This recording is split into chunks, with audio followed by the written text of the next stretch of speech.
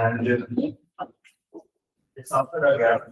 So थोड़ा सा quickly बता दूं, पेपर 2 में हमने अभी तक क्या किया, पेपर 1 तो ऑलरेडी हमने किया हुआ है, उसकी रिकैप पे अभी हम नहीं आए। पेपर 2 में अभी we have done 3 topics till now. Passages of hadith जो इजी है, अगेन वो अगर आपका मिस भी होता है तो it's not a big issue, model आपके पास होते हैं, मॉडल नोट्स होते हैं, आप इसको वहां से यूटिलाइज कर सकते हैं, ठीक है। जो दूसरा टॉपिक हमने किया था that was history and importance of हदीस, और उसके अंदर 6 टॉपिक्स हमने कवर किए।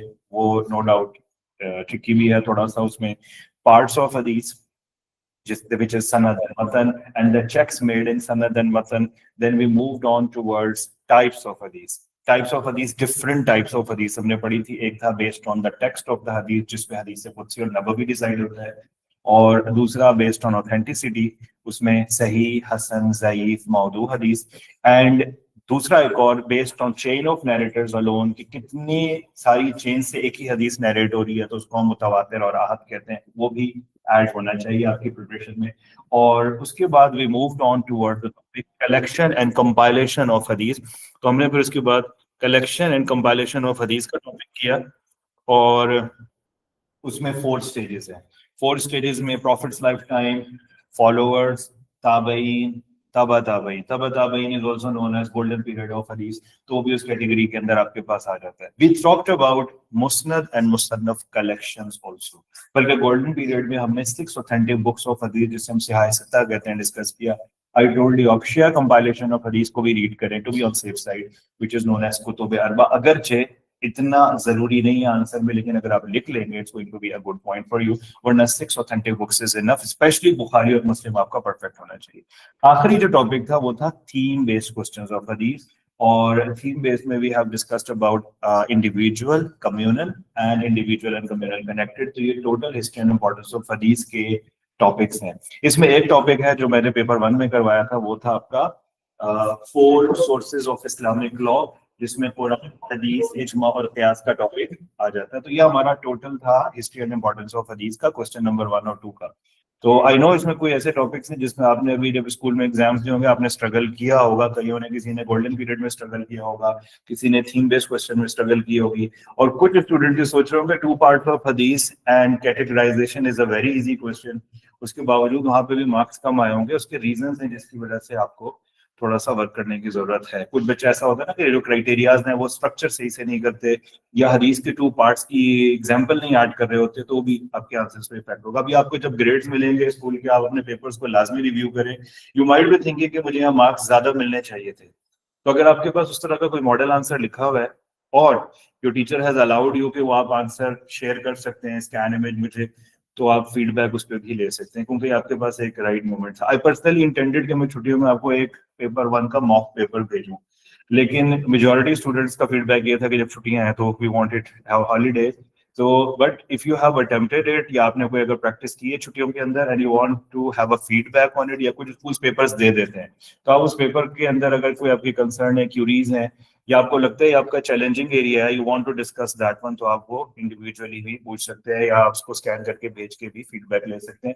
या हमें कैम्ब्रिज में मिस्टेक्स ना रिपीट हो उससे पहले टाइम है, क्योंकि कई दफा ऐसा हुआ कि last year Cambridge gave you transcript, जब ट्रांसक्रिप्ट आई बच्चों ने फिर शेयर किए ट्रांसक्रिप्ट कि सर ये मेरी ट्रांसक्रिप्ट है, काइंडली चेक करें, इसमें मिस्टेक किया है, तो अब तो फायदा ही नहीं था, फिर वो रीटेक में आपको हेल्प करेगा।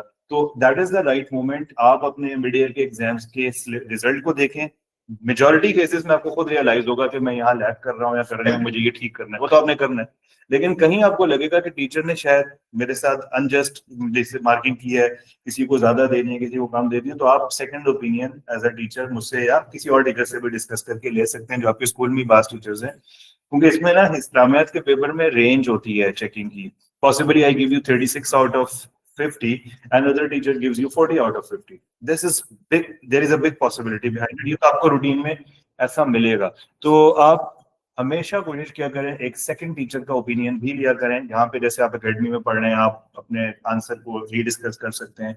क्योंकि मैं आपको किसी आंसर के ऊपर सपोज 8 out of 10 दे दूं, देयर इज अ चांस कि दूसरा टीचर आपको 7 भी दे दे, because there is a very thin line जो लेवल 3 और 4 को डिफरेंशिएट करती है, या 6 आउट ऑफ 10 या 7 आउट ऑफ 10 के बीच में डिफरेंशिएट। प्लस क्वेश्चन की वर्डिंग बहुत ज्यादा रोल प्ले कर रही होती है।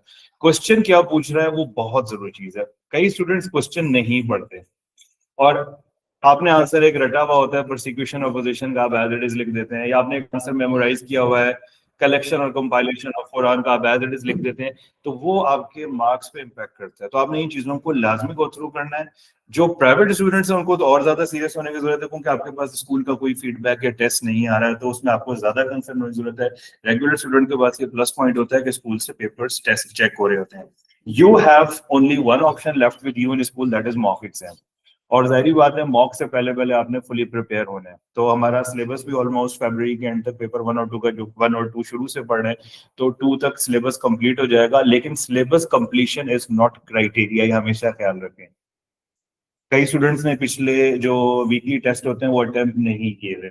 जब आप वीकली टेस्ट अटेम्प्ट नहीं करेंगे तो ज़ाहिर है I will not be able to understand आपका चैलेंजिंग पोर्शन कहाँ पे। तो आपने कोशिश ये करनी है कमिंग जो वीकली टेस्ट होंगे, अभी दे will be going on regularly, इंशाल्लाह मंडे अगले से हम स्टार्ट करेंगे उसको दोबारा। तो उसमें जो आपको फीडबैक दिया जाता है, या आपको अगर मैंने डिटेल फीडबैक नहीं दिया, आप पूछ सकते हैं कि why I lost, specially if you are getting 7 out of 10, को कोई रीजन है कि आपको 8 या 9 नहीं मिला, but if you are getting 8 there is no reason sometime.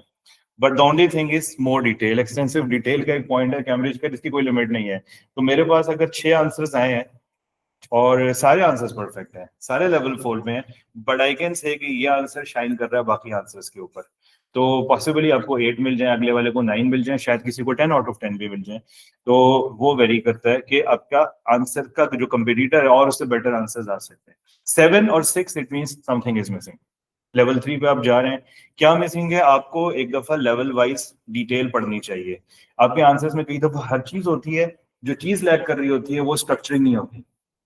कई बच्चों के भी, मैं आज भी मतलब स्कूल के अभी तक स्टिल कुछ हमारे जो पेपर्स हैं वो चेकिंग प्रोसेस में ही है स्कूल के जो एग्जाम के, तो I was going on with one answer, everything was there in it, the only thing is the answer was not structured.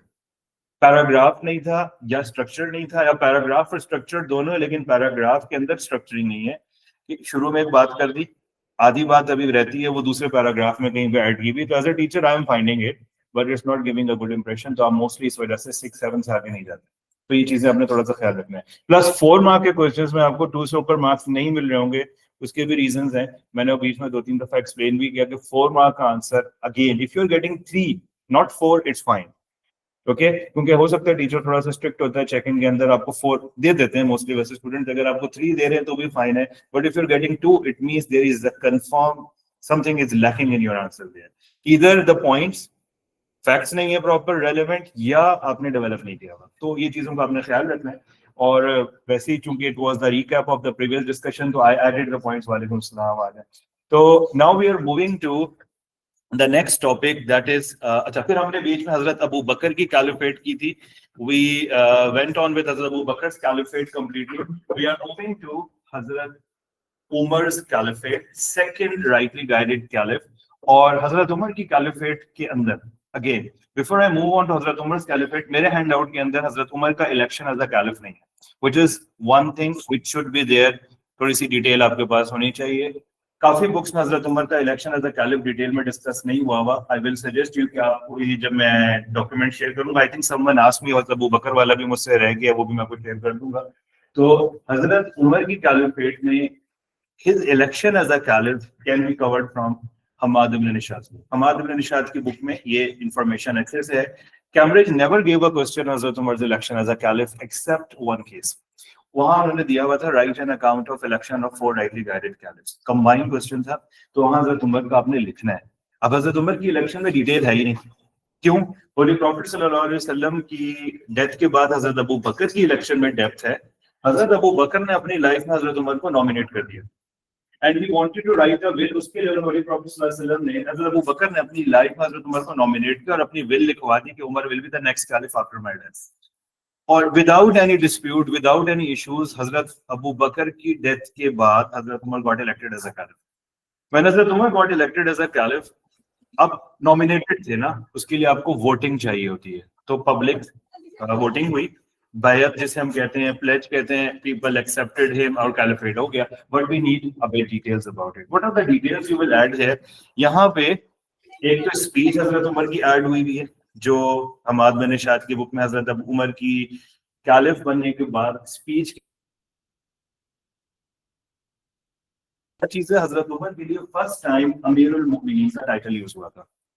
Hazrat Umar रज़ियल्लाहु अन्हु is the first person who used the title, और ये title हजरत उमर को offer किया था people of Kufa ने, जो कूफा की जो कम्युनिटी थी। उन्होंने हजरत उमर को कहा कि we want to give you the title of अमीरुल मोमिनीन या कमांडर ऑफ द बिलीवर। तो हजरत Umar again he used to consult his शूरा काउंसिल, उनसे उन्होंने पूछा, they all agreed and they said that it's a good idea, और फाइनली दे एक्सेप्टेड इट। तो हजरत Umar got the first person who was declared as अमीरुल मोमिनीन और द कमांडर ऑफ बिलीवर, वो टाइटल हजरत उमर को ही मिला। हजरत Abu Bakr as a caliph use किया जाता है, लेकिन हजरत उमर के लिए अमीरुल मोमिनीन, और बाद में फिर वो अमीरुल मोमिनीन का टाइटल हजरत उस्मान के लिए भी यूज हुआ, हजरत अली के लिए भी, और further on it was used there. हजरत उमर की स्पीच बहुत बड़ी है। आपने सिर्फ ये जो लास्ट पार्ट है ना, जिसको मैंने हाईलाइट किया हुआ है, जो हजरत अबू बकर की स्पीच में भी था, if I follow right path follow me, and if I deviate from the right path correct me, so that we will not let astray। ये वो पॉइंट है जो हजरत अबू बकर की भी स्पीच का है। बाकी रीडिंग द स्पीच ऑफ हजरत उमर इज वेरी, यस जी जी सर, ये जो कैलिफेट का डिसीजन हुआ था, ये भी मतलब कंपेनियंस के इजमा के साथ हुआ था? एग्जैक्टली, बिल्कुल। ये इजमा के अंदर आप चारों इलेक्शंस के अंदर आप मेंशन कर सकते हैं, स्पेशली फर्स्ट टू पे तो क्लियर एग्जांपल में चला जाता है, बिल्कुल आ सकता है। गुड। तो ये हजरत उमर की स्पीच है और बड़ी अच्छी कन्विंसिंग वर्डिंग है। जो क्राइसिस था शुरू में प्रॉफिट की डेथ के बाद, हाउ हजरत Abu Bakr manage to take out the Muslim from this crisis, तो वो हजरत उमर ने बड़ा ब्रीफली, हजरत Umar was famous for his ability to speak on the spot, जिसे हम एक्सटेम्पोर कहते हैं, जो पर्सन जो ऑन द स्पॉट स्पीच करता है। हजरत उमर की वर्डिंग में आपको ये चीज रियलाइज भी हो जाएगी। ठीक हो गया। ये हजरत अबू उमर का इलेक्शन अदा कैलिफ। हजरत उमर की कैलिफेट में टोटल 4 टॉपिक्स हैं, लेकिन उसके अंदर सब टॉपिक है। एक है इलेक्शन विच इज देयर, इसमें डेप्थ नहीं है, डिटेल नहीं है, बुक्स में मोस्टली 5-6 लाइन है, और ये सबसे बेस्ट डेवलपमेंट अभी तक जो मैंने बुक्स में देखी, तो ये आपने यहाँ से ही प्रिपेयर करना है। दूसरी चीज है हजरत उमर की एडमिनिस्ट्रेशन। एक 10 मार्क का क्वेश्चन है जो कैम्ब्रिज में बार बार आता है, अबाउट एडमिनिस्ट्रेशन ऑफ हजरत उमर। 2 क्वेश्चन हो गए। थर्ड है बैटल्स, या हम एक्सपेंशन कहते हैं, और उसको मैं 2 डायमेंशन में डिवाइड कर देते हैं। एक है टुवर्ड्स बाइजेंटाइंस और दूसरा है टुवर्ड्स पर्शियंस के अगेंस्ट। जो है पर्शियंस के अगेंस्ट ज्यादा बैटल्स हैं। There are 6 to 7 battles which were fought against Persians, और जो बाइजेंटाइंस या रोमन्स हैं उनके अगेंस्ट हजरत उमर की मेन 3 battles हैं, जिसमें से एक कैम्ब्रिज के पेपर में आती है, वो है यरमुक। वो भी हम डिस्कस करेंगे, उस आउटलाइन पे भी आते हैं। लास्टली हजरत उमर्स मार्टायरडम, छोटा सा टॉपिक है, लेकिन again Cambridge gave a question that other than Abu Bakr, none of the rightly guided caliph die a natural death. Write an account of the way and why they got martyred. तो उसमें हजरत Umar की मार्टायरडम का एक बड़ा paragraph बनता है। Yes, you are raising that. ये Byzantines के अगेंस्ट है। तो अभी आ रहा हूं, उसकी मैं आउटलाइन पे आता हूं। एडमिनिस्ट्रेशन की तरफ मैं बाद में आऊंगा। आज हमारा पहला डिस्कशन हजरत उमर की कैलिफेट में, क्योंकि बैटल्स बहुत सारी हैं, कांस्टेंट बैटल्स हैं हजरत उमर की कैलिफेट में। तो व्हाट आई विल डू, पहले पर्शियंस के अगेंस्ट वॉर्स कराऊंगा, फिर बीच में एडमिनिस्ट्रेशन, और फिर वॉर अगेंस्ट रोमन्स या बाइजेंटाइंस की तरफ हम जाएंगे। हजरत उमर की कैलिफेट के अंदर जो 2 डायमेंशंस हैं, अगर आप मैप को देखें, एक है ईस्ट की साइड पे जो पर्शियंस के अगेंस्ट है। पर्शियंस के अगेंस्ट हजरत अबू बकर की कैलिफेट में बैटल स्टार्ट हो चुकी थी। आपको मैंने एक बैटल का नाम भी बताया था कि आप कोशिश करें हजरत अबू बकर की कैलिफेट में करें, वो है बैटल ऑफ काजिमा या बैटल ऑफ चेन्स भी उसको हम कहते हैं। वो ऑलरेडी स्टार्ट हो चुकी है। वो हजरत उमर की कैलिफेट में रोमन्स के अगेंस्ट भी वॉर स्टार्ट, सॉरी हजरत अबू बकर की कैलिफेट में बाइजेंटाइंस या Byzantines is same as Romans. Eastern जो रोमन्स हैं उनको बाइजेंटाइंस कहा जाता था। हजरत अबू बकर की कैलिफेट में रोमन से भी लड़ाई शुरू हो चुकी थी। सीरिया वगैरह का बॉर्डर जो है वो हम आगे आगे डिस्कस भी करेंगे। हम हजरत अबू बकर की कैलिफेट में अगेंस्ट पर्शियंस हजरत उमर की कैलिफेट में 6 मेन बैटल्स हैं, और कैम्ब्रिज ने उनमें से 4 के ऊपर ऑलमोस्ट 10 मार्क का क्वेश्चन दे दिया है। और वो कौन कौन सी बैटल्स हैं, सीक्वेंस में जाते हैं। सबसे पहले हमारे पास आती है बैटल ऑफ नमरक। मैं यहाँ पे आपको दिखा भी देता हूँ, फिर मैं उसको सेपरेटली। सबसे पहले बैटल ऑफ सीक्वेंस में आए तो सबसे पहले नमरक है, ठीक है। उसके बाद दूसरे नंबर पे आपको बैटल ऑफ ब्रिज, या इसको हम जसर भी बोलते हैं, ठीक है। बैटल ऑफ जसर और ब्रिज के साथ कनेक्टेड है बुवैब। ये एक दूसरे का समझे आप सीक्वल है, कनेक्शन है इसका, कैसे है वो हम डिस्कस करते हैं। बुवैब के बाद हमारे पास है, actually there are some small battles in the book. but they are not asked, so I have skipped them there.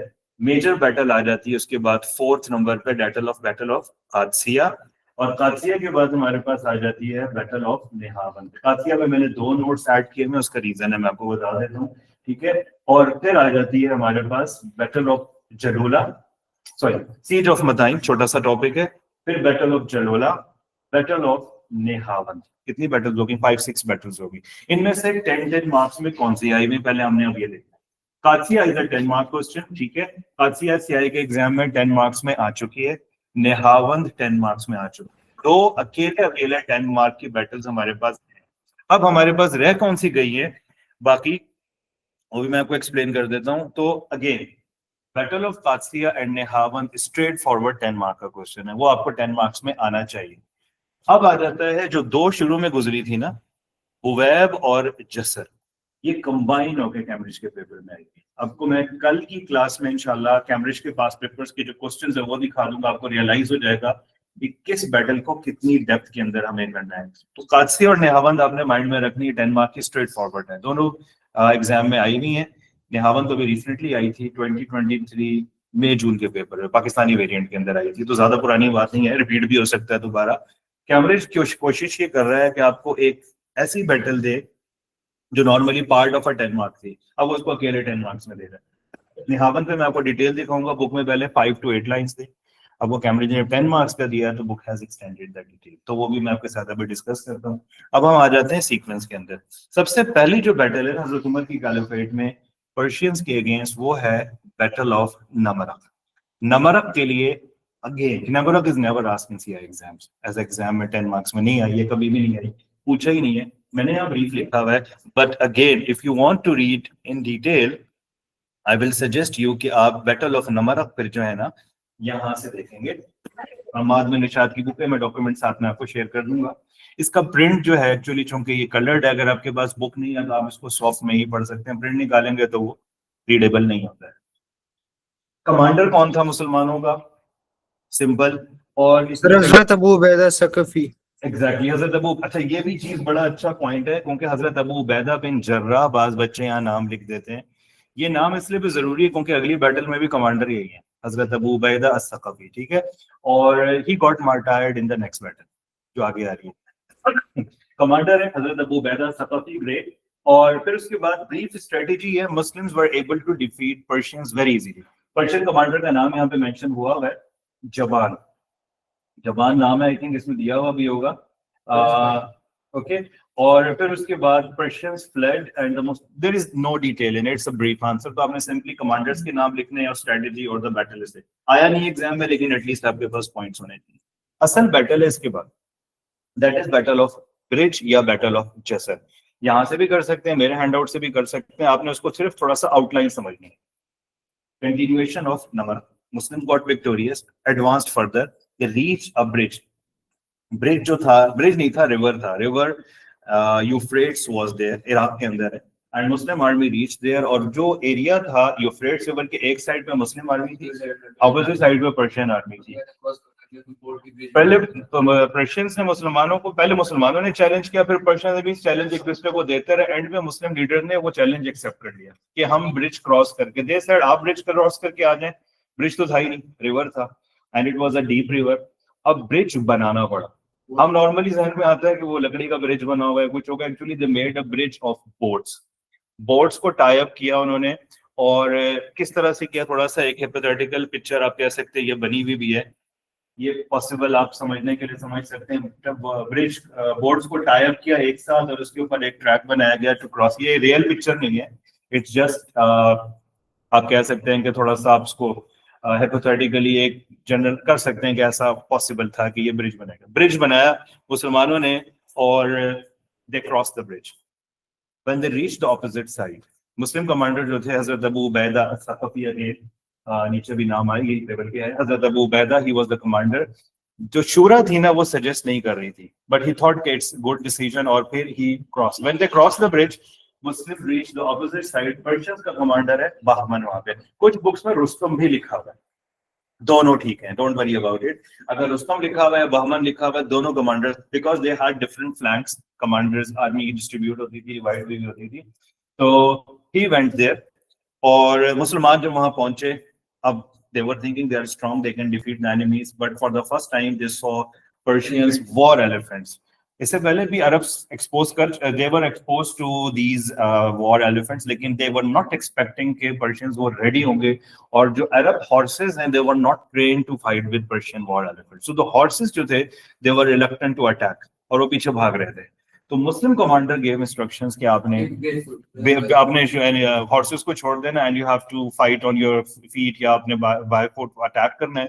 अब जब मुसलमान आर्मी ने अटैक किया तो definitely they were big animals, और वो मुसलमानों के ऊपर अटैक होना शुरू किया. मुस्लिम कमांडर ने एलिफेंट की ट्रंक को कट करने की कोशिश की, जिसकी वजह से they got more angry and they started attacking on the Muslims. And Muslim commander हजरत Abu Ubaida also got martyred after coming under the feet of one of the elephants there. If you want to read more details, आप जब depth में जाते हैं तो elephants के name भी mention हुए हैं, जो मेन लीडिंग elephants है, क्योंकि elephants का ये होता है कि जो मेन लीडिंग elephant होता है वो सारे elephant को गाइड करता है. एक elephant अगर उलट तरफ चला गया तो सारे उसके पीछे जाएंगे, या एक किसी चीज पर अटैक करेगा सारे करेंगे. और मुझे भी याद नहीं पड़ा, found it in one of the books थे. तो आई थिंक यहाँ पे मेंशन हुआ होगा, देख लेते शायद इसमें, मुझे याद नहीं है. नहीं, वो अलग है. Derafsh Kaviani is the name of a flag for the Persians, वो हम कासिया में पढ़ेंगे इंशाल्लाह, वो आगे जाके आ रहा है. ठीक है, तो this is the detail about it. He cut off the trunk of a white elephant. The next moment, the angry beast trampled him to death. So Hazrat Abu Ubaidah got martyred. अब what happened after that? Sir कोई मार गए थे मुस्लिम army जो 9000 थी split हो गई. ठीक है, कुछ लोग अच्छा हुआ क्या, दे वर, अब ये चीज मिस हो गई. मुस्लिम आर्मी ने जब रिवर को क्रॉस किया, ब्रिज बनाया हुआ था, तो one commander from Muslim side, Banu Tamim tribe से वो बिलोंग करता था, ही कट द ब्रिज. उसने उस ब्रिज को क्या कर दिया, कट कर दिया, डिस्ट्रॉय कर दिया, ताकि मुसलमान भागने का ना सोचे अपना, मतलब for a good reason in his mind कि हम जो है इस तरह से कट करेंगे ब्रिज को तो लोग भागने का नहीं सोचेंगे, and they will fight with bravery. लेकिन सिचुएशन उल्टी बढ़ गई. अब जब Muslims were having no option other than plan retreat, लेकिन रिट्रीट कहाँ करेंगे, बैटल से भागना अलाउ नहीं है इस्लामिकली, लेकिन आप प्लान रिट्रीट कर सकते हैं कि हम आर्मी को रीऑर्गेनाइज करें, री अटैक करें, तो उसकी परमिशन है. But there is nothing at the back, there was a river, और वो डीप रिवर है, वाइड है. So some of them manage to cross the river swimming करके, मेजॉरिटी गॉट ड्रॉन, और कुछ ऑपोजिट साइड पे भाग गए. और जो बचे उनमें एक कमांडर थे, उनका नाम है, मुझे भी नाम याद नहीं आ रहा, भूल गया. आई थिंक काका नहीं है, नेक्स्ट बैटल में कमांडर में आई थिंक काका है मेरे ख्याल में, मुझे शायद कंफ्यूज हो रहा है सर. हाँ सर ये जिस बैटल में काका है ये वही वाले हैं वो जो बैटल ऑफ जमल में भी थे. हमें सर अबीब ने एक काका जमल में हो सकता है, हो पॉसिबली, जमल में मुझे नाम मुझे थोड़ा सुनने में ज़हन से निकल गया.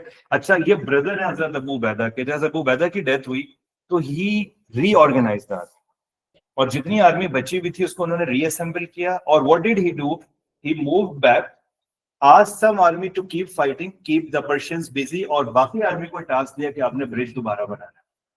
ब्रिज दोबारा बना, गहरी बात है वो स्कैटर हुई हुई ना boats, they have to be reassembled, फिर उसको टाइड अप किया गया. Muslim army manage to return back. जब वो वापस पहुंचे, हजरत उमर को न्यूज पहुंची. हजरत उमर रज़ियल्लाहु अन्हु did not ask the army to stop fighting, he sent another army, reinforcement भेजा, and he asked to continue the war back again. And then the next battle was to took place. अब मैं उसकी तरफ आता हूँ, लेकिन उससे पहले I was just because I'm doubted about the name. Muthanna, not काका. काका आएगा नाम, मुसन्ना नाम है. ठीक है, हजरत मुसन्ना is the commander. क्योंकि काका नेम हम आगे पढ़ेंगे, but he is also related to Hazrat Umar's caliphate. Hazrat Muthanna जो थे ये कमांडर थे.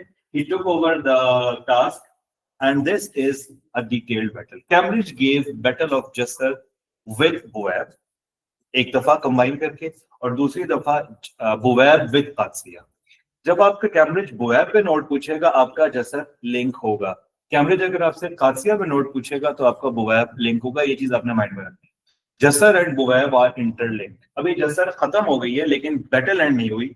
It will be continued in the shape of Buwaib. Muslim army, Muslim commander जब वापस आ चुके हैं, अब हजरत उमर सेंड देम अगेन. यहाँ पे उसका मंथ नहीं लिखा हुआ मेरे डॉक्यूमेंट में से, आपको बल्कि आई थिंक ये ज्यादा अच्छी डेवलपमेंट इधर मिल जाएगी, क्योंकि I have highlighted the key names, commanders के नेम्स को मैंने थोड़ा हाईलाइट कर दिया इसके अंदर, और जो डिटेल्स ऑफ द लॉसेस हैं You can find it there. Examiner is looking for the details there. The strength of the army was 9,000. 3,000 survived. 2,000 fell fighting. 2,000 drowned in a river while trying to cross the river. And 2,000 fled to Medina and elsewhere. Scattered situation में भागे अपनी जान बचाने के लिए. तो अगर हम वैसे देखें, half of the army was lost, almost. So remaining half managed to save themselves, either by returning back after making the bridge back again, or maybe from different directions वो एंटर में मदीना पहुंचे. अब ये देखें कौन सा month है, नवंबर है, और जो बैटल स्टार्ट हुई ऊपर वाली अक्टूबर के अंदर. So it's just 1 month. Muslim army reorganized again. हजरत उमर ने नई आर्मी भेजी. अब कमांडर हजरत मुसन्ना है. नहीं, वो हजरत आगे आ रहा है. इसलिए मैंने आपको बताया बैटल्स को प्रिपेयर करना इतना इजी नहीं है. ठीक है, बैटल करना भी इतना इजी नहीं है, और बैटल के ऊपर नोट्स लिखना भी इतना आसान नहीं है, और इसके अंदर बहुत डेप्थ है जो हम कोशिश करते हैं कट डाउन कर कर करके एक ब्रीफ. अगर आप इसकी रियल स्टोरी पढ़ने बैठेंगे, क्योंकि आई पर्सनली रिमेंबर जब मैं मास्टर्स लेवल पे इस्लामिक हिस्ट्री पढ़ रहा था या वर्ल्ड हिस्ट्री में पढ़ रहे होते हैं, वहां पे एक एक बैटल के ऊपर 10 पेजेस की डिटेल्स होती हैं. इधर इट्स जमल, बुवैब और व्हाटएवर, क्योंकि उसमें फैक्ट्स हैं, डिटेल्स हैं, कमांडर्स हैं, हर एक का इंडिविजुअल रोल है. तो वी ट्राई कि आपके लेवल पे डेप्थ बहुत ज्यादा ना हो जाए. So this is a very good answer, fulfilling Cambridge expectations. Or what is expected, the background, why the battle was fought, against whom, Muslim commander, Persian commander, war strategy, what happened during the battle, major events actually, like the bridge of boats and all of these things are going to be there. Was the strategy successful or did it fail? If it failed, what Muslims did after that? Commander की death हो गई, did they all started running away or someone managed the situation? So managing was done by Hazrat Musanna. तो आपने detail लिखनी है. And how much army, almost exact figure हमारे पास नहीं होता, एक estimated figure होता है. तो what was the strategy? तो ये आपका एक बड़ा अच्छा आंसर है. ख्याल ये रखना है, चीजों को स्ट्रक्चर्ड रखना है आपने. ओवरलैप नहीं करना, रेपिटेशन नहीं करनी है, और आधी बात करके फिर गैप लेके कुछ और लिखा, फिर ऐसा नहीं होना चाहिए. तो ये बड़ा एक फ्लो में, सीक्वेंस में आपको इन्फॉर्मेशन मिलेगी. You will find different information in different books. Minor differences मिलेंगे, इवन आर्मी की स्ट्रेंथ पे आपको डिफरेंस मिल सकता है, थोड़ी सी स्ट्रेटेजी में डिफरेंस मिल सकता है, बट ओवरऑल की facts remains same. Okay, battle of Jasr हो गई, फिनिश. अब हजरत Muthanna is the commander, new army. उसकी स्ट्रेंथ पास्ट पेपर में मुझे नजर आई है, बुक्स में नहीं है, वो है में मुस्लिम आर्मी की. ठीक है, कैम्ब्रिज के पास्ट पेपर रिसेंट किसी में आया हुआ है, 2024 में आई थिंक आया हुआ है, वो ऐप के ऊपर नोट. तो आप वहां से उस इंफॉर्मेशन को ले सकते हैं. मैं आपको कल इंशाल्लाह वो पेपर्स दिखाऊंगा, तो वहां से आप उसकी मुस्लिम आर्मी की स्ट्रेंथ ले सकते हैं. पर्शियन कमांडर कौन था वो ऐप के अंदर? पाकिस्तान की गाड़ी भी एक बड़ी फेमस है.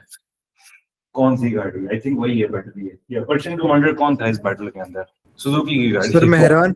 मेहरान, ठीक है, करेक्ट. तो Mehran was the commander of the Persian side. I think यहाँ पे मेंशन हुआ होगा, ये मेहरान आपको मिल जाएगा, याद रखना आसान रहेगा, इसलिए मैंने आपको बताया. क्योंकि जो पर्शियन वर्ड्स है ना पाकिस्तान में बहुत ज्यादा यूज होते हैं. रुस्तम भी हम बहुत ज्यादा नाम रखते हैं, सोराब नाम रखते हैं. रुस्तम और सोराब बाप बेटे हैं एक्चुअली, जिनकी मुस्लिम आर्मी के साथ फाइट हुई है. मुस्लिम कमांडर हजरत वही रुस्तम है. जी, रुस्तम वही है जो कादसिया में किल होगा. अभी रुस्तम इसमें नहीं है इस बैटल के अंदर. You will not find the name of the Rustam here. He was leading in the first battle. Second battle में वो नहीं है. सेकंड में commander was Mehran. And again what we need to do, again same strategy. Commanders के background आपको पता है, जसर का रिवेंज लेना था. अब मुसलमानों ने इस दफा क्या किया? They did not cross the bridge, they dared the enemies to cross the bridge this time. Enemies took the like the dare and they cross the bridge. दो फायदे हुए. एक तो ये हुआ कि वो वॉर एलिफेंट्स को ब्रिज के ऊपर लेके नहीं आ सकते यहाँ पे. ठीक है. सेकंड बेनिफिट ये था कि मुस्लिम अपनी साइड पे थे. अगर कोई चैलेंज, कोई इशू भी होता तो they will be move, they can move back again और they can ask for more reinforcement. Opposite situation ये हुई कि Persians cross the bridge. When they cross the bridge, now Muslims did the same thing. They cut the bridge again, they destroyed the bridge ताकि the Persians won't be able to return back. Tough battle was there and Muslims were victorious in that battle and they were able to take strong control on this side. और जैसे ही Persians को यहाँ defeat किया गया, they immediately crossed the river and they went to the opposite side to have a control on that side before the Persians will send forces again. So this is the victory. So इस battle में details नहीं है. ये link किसके साथ है? जसर के साथ है. तो जब आप जसर की details से इसको link करेंगे, तो Persian commander Mehran was killed and Muslims were victorious. This is was first ever victory, proper victory of Hazrat Umar in his caliphate. अगर ये बैटल में कैम्ब्रिज 4 मार्क का क्वेश्चन पूछता है, why do you think the victory in Buwaib was very important? क्योंकि जसर में already थोड़ा सा डिमोरलाइज लोग होने लगे थे. अगर इस बैटल में भी हार जाते तो possibly people might be thinking कि वी आर नॉट. अच्छा, एक और रीजन भी था. हजरत उमर ने हजरत खालिद इब्न वलीद को कमांडरशिप से हटा के हजरत अबू उबैदा को कमांडर बनाया, हजरत अबू उबैदा सखफी को. ठीक है, why did he do that? By the way, Hazrat Umar ने हजरत खालिद इब्न वलीद को मेन रीजन क्या था हटाना from the post of commandership? What could be the reason?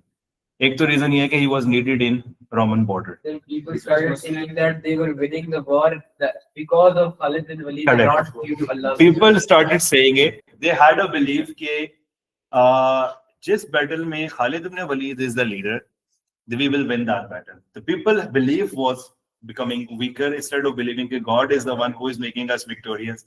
People are thinking that way. तो हजरत उमर ने इसलिए. अब अगर बुवैब में भी लॉस होता तो people might be saying we were telling it correct. Khalid ibn Walid is not the commander. So the victory without Khalid ibn Walid is also a reason कि हजरत उमर का जो point of view था, people should trust in God, trust in the support of Allah, not the. There is no doubt कि leadership skills आपकी expertise role play करती हैं, लेकिन जो main चीज है that is from Allah. ये कैम्ब्रिज की प्रिपरेशन में भी सोचें कि फलां टीचर से अगर पढ़ लिया तो स्टार, ऐसा कुछ भी नहीं है. This is you, your hard work plus again आपकी prayers हैं, दुआएं हैं, effort है, हर चीज आती है. लेकिन ये माइंड बनाना कि यहाँ से अगर ओके एग्जांपल लेकिन हमारा माइंडसेट बन जाता है बच्चों का, ऐसा कुछ भी नहीं है. अल्लाह ताला ही हेल्प करते हैं. आपकी अपना हार्ड वर्क है, आपकी प्रेयर्स हैं, पेरेंट्स की, मल्टीपल चीजें इसके अंदर आती हैं. तो सेम गोज फॉर दैट. हजरत खालिद इब्न वलीद ने हजरत उमर को ये एक तरह से जरूरी था कि ये मुसलमान विक्ट्री है. तो ये 4 मार्क के क्वेश्चन का आंसर भी साथ मैंने बोल दिया. ठीक हो गया. 2 बैटल्स आपने कर ली, ये दोनों कंबाइंड 10 मार्क्स में आई हुई है. आई थिंक नीचे मैंने इसका वो क्वेश्चन बैंक लिखा हुआ भी है, लेकिन मैं अलग से भी आपको दिखा दूंगा. एक 10 मार्क का क्वेश्चन आपका हजरत उमर की कैलिफेट का हो गया. अब इसके बाद हमारी एक और बैटल है, बैटल ऑफ कादसिया. ठीक है, मुस्लिम्स अब थोड़ा सा कॉन्फिडेंट हो गए. अब नेक्स्ट बैटल है, Muslims advanced further. There is a place called Qadisiyyah. Qadisiyyah is the turning point for the Muslims against Persians. It was such an important battle कि हजरत उमर खुद इसमें मुस्लिम आर्मी को लीड करना चाह रहे थे. But the companion suggested हजरत उमर कि आप लीड नहीं करें इसके अंदर. हजरत उमर wanted कि मैं लीड करूं. हजरत उमर trusted on हजरत साद बिन अबी वकास, जो आपने पॉइंट बताया था कि वो सिक बेड वाला, वो यहाँ आएगा. हजरत साद बिन अबी Waqas was very sick, but his bravery skills, his leadership skills has to be used. And जो पर्शियन किंग था उस वक्त का, उसका नाम था यज़दगर्द. ठीक है, तो यज़दगर्द is actually the one who was making decisions कि कब फाइट करनी है मुसलमानों के साथ and all of these things. मुसलमानों ने क्या किया? When they reached the border of Qadsiya, they sent a delegation to the court of Yasgard. यज़दगर्द ने मुसलमानों के डेलीगेशन के साथ थोड़ा सा फन किया, डिसरिस्पेक्ट की. What did he do? When they went there to preach Islam, to invite them, तो नहीं, लेटर नहीं फाड़ा. यहाँ पे कुछ और है. मैंने शायद यहाँ पे नीचे हिंट दिया हुआ भी होगा. मैंने यहाँ लिखा हुआ है ही नहीं, क्या किया था? नहीं, एक्चुअली यज़दगर्द जो है ना, यज़दगर्द, मैं उस वक्त की सिचुएशन बता रहा हूँ. मुस्लिम, excellent. What did he do? He made a fun. मैंने यहाँ लिखा था Persian emperor insulted the Muslim delegation. तो what did he do?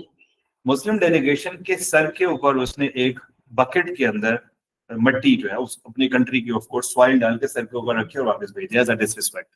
Muslim delegation instead of reacting on it, he brought that bucket and he said to Hazrat Umar, he said to Muslim commander Hazrat Saad, congratulations, the enemy themselves have handed over the soil of their land to us. तो इसको एक positive way में लिया और definitely मुसलमानों ने कहा कि we will teach a lesson in the battlefield there. Then, so this is what they did. They inserted Muslim. Yeah, I think Hammad ibn Nishat की बुक में डिटेल होना चाहिए. Let me check and I will show you कि अगर आप इसको बाद में रीड करें. This is the background behind it. ठीक है, और क्वीन का नाम भी यहाँ पे उसने ऐड किया हुआ है. थोड़ी सी डिटेल्स आते हैं यहाँ पे. और हजरत Muthanna collected more forces, army इकट्ठी हुई. Muslim started big scale preparation for that. Different commanders के नाम आ गए. Saad ibn Abi Waqqas was the lead commander. Talha, Zubair. हजरत तलहा और जुबैर की डिटेल पे जब आप नोट लिखते हैं ना फर्स्ट इस्लामिक कम्युनिटी में, तो ये इंफॉर्मेशन आप वहाँ ऐड कर सकते. ठीक हो गया. और फिर ये आ गया मुस्लिम डेलीगेशन जाएगा किंग के पास, ये हाइपोथेटिकल प्लान है which you can skip it. ये सारा वही डेवलपमेंट हुई है, ये वो पॉइंट है। Yazgul became angry. As a humiliating reply, he got a basket full of earth, placed it on the head of Muslim delegation, and the delegation took the basket to their commander, that was Sa'd ibn Abi Waqqas. And what did he say to Hazrat Sa'd? Congratulations for the victory. The enemy himself has handed over the soil to us, which is a good gesture, a good way. तो अब battle की फिर detail शुरू होती है यहाँ पे, ठीक है। अब बैटल की अपनी डिटेल्स ज्यादा नहीं है इसके अंदर, अगर आप नॉर्मल बुक्स के अंदर जाते हैं। मेरे हैंड आउट में बैटल के 4 डेज हैं और चारों डेज की डिटेल है। If you want you can add it, if you want you can skip it. You will just mention कि battle lasted for almost 3 days. अब मैं आपको वो 3 डेज की सेपरेट डिटेल्स भी आपको दिखाता हूँ। What was the biggest challenge for the Muslim army against Persians? Main issue क्या था जिसकी वजह से मुसलमानों को लॉसेस भी फेस करने पड़े शुरू की बैटल में? What was the issue? That was the elephants, the war elephants, right? उसका जुगाड़ मुसलमानों ने निकाल लिया था। and what was that? They used to do 2 things. एक तो ये करते थे कि वो एलिफेंट्स की जो ट्रंक होती थी उसको कट कर देते थे, क्योंकि ट्रंक से ही तो उसका सारा कंट्रोल है, जो मुसलमानों पे हिट भी कर रहा है, सारा कुछ कर रहा है, वो ट्रंक है जिसको, तो ट्रंक को कट करना। और दूसरी चीज जो थी, the Muslims started throwing arrows, जो एलिफेंट की आईज पे जब वो लगते थे तो वो थोड़ा सा एंग्री होके अपने ही साइड पे उल्टा भागना शुरू हो जाते थे। So that's a strategy which they have introduced.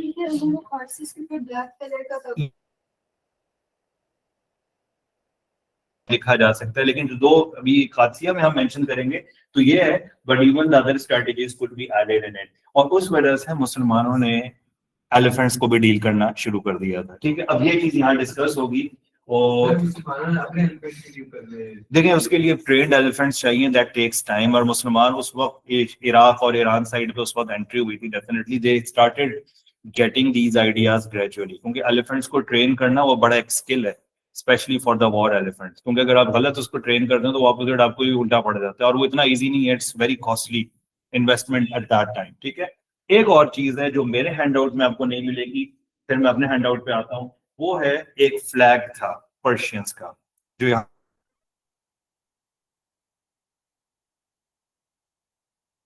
the word which you will need here, where is it? Yes, Durfashe Kawayani. So it's a Persian word again, and that was the symbol for the Persians, that symbol for the victory, or the symbol that they are in power. They lost this big banner and flag in this battle. अब बाज pictures की detail में भी जाते हैं, made up of panther skin, और बहुत costly था, और उसकी मतलब presence with them is a symbol and sign कि वो बैटल में विक्टोरियस होंगे। ये डिटेल यहाँ से आप इस पॉइंट को ले सकते हैं। बाकी चीजें इसके अंदर थोड़ी सी कुछ मिसिंग है इस बुक के अंदर, वो मैं अपने हैंडआउट से आपको दिखाऊंगा, but we will go with it इंशाल्लाह। मैं कोशिश करूंगा इसको कल की क्लास में एक दफा रिकवर करूं, लेकिन साइड की इंफॉर्मेशन एक दफा देख लें। ये स्ट्रेटेजी जो मैं आपको बता रहा था,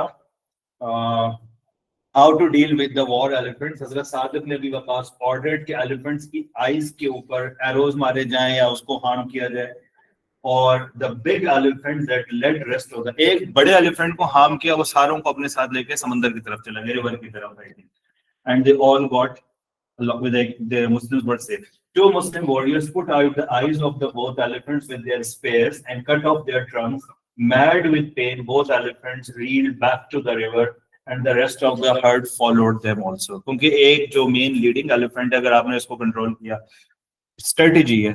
अब you might be thinking animal rights वगैरह भी जहन में आ रहे होते हैं, ये वॉर है, तो जंग के अंदर ये चीजें उस वक्त इतनी ज्यादा कंसिडर नहीं की जाती है, क्योंकि माइंड में सबसे पहले आता है एलिफेंट का क्या होगा, पेन उसकी एंड ऑल दिस। जंग है, जंग के अंदर ये चीजें कॉमन है, हॉर्सेस भी इंजर्ड होते थे, एलिफेंट भी इंजर्ड होती थी, so they were no doubt threat. तो उससे बचने के लिए no option other than that. I will quickly recap that battle tomorrow. आपको कल इसको इंशाल्लाह दोबारा एक दफा रिकैप भी करवाऊंगा, क्योंकि ये कादसिया जो है ना, ये मेन बैटल्स के अंदर आती है, and we need to understand it. वहां पे हैंडआउट में मैं आपको 2 मॉडल आंसर्स भी दिखा देता हूं, जो हम कल इंशाल्लाह रीडिस्कस करेंगे। एक है ये ब्रीफ नोट है, आंसर है, और जो दूसरा वाला है दैट इज अल्टरनेटिव नोट। इसमें you will find details of battle, day of Armath, Aghwath, Imas on the last day is known as Qadisiya. वैसे ये रिक्वायरमेंट है आंसर के अंदर। 10 मार्क के क्वेश्चन में आपने इसको लास्ट में लिखना है, अगर आपको लगता है अच्छे मार्क्स। ठीक हो गया। तो